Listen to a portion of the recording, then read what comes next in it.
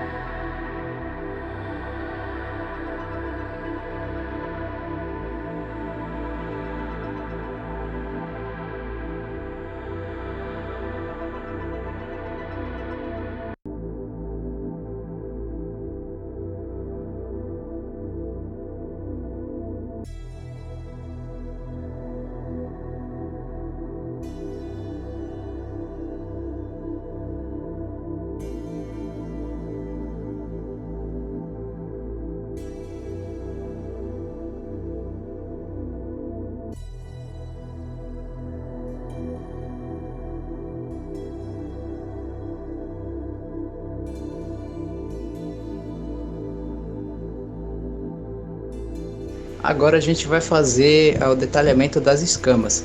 Essa parte aí do membro do braço, né? Ela tem escamas bem quadradas mesmo, literalmente são escamas quadradas.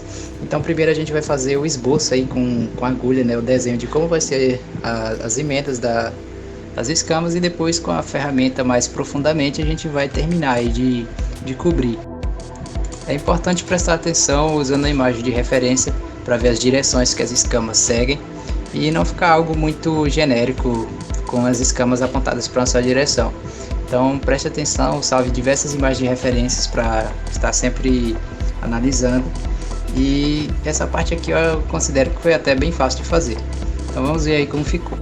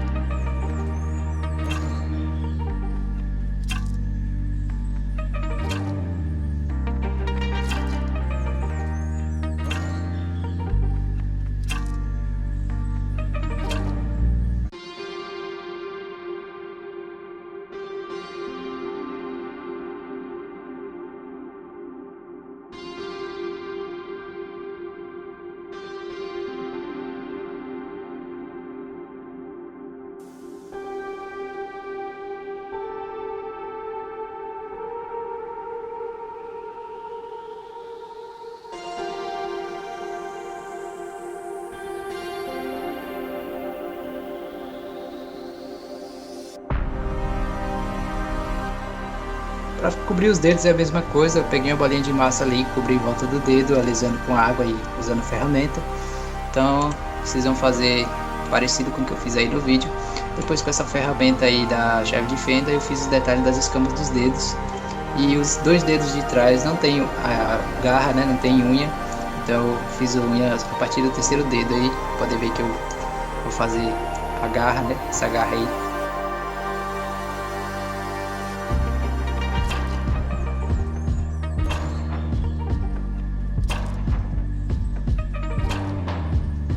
Depois eu fixei essas membranas aí que servem para ajudar na natação, né?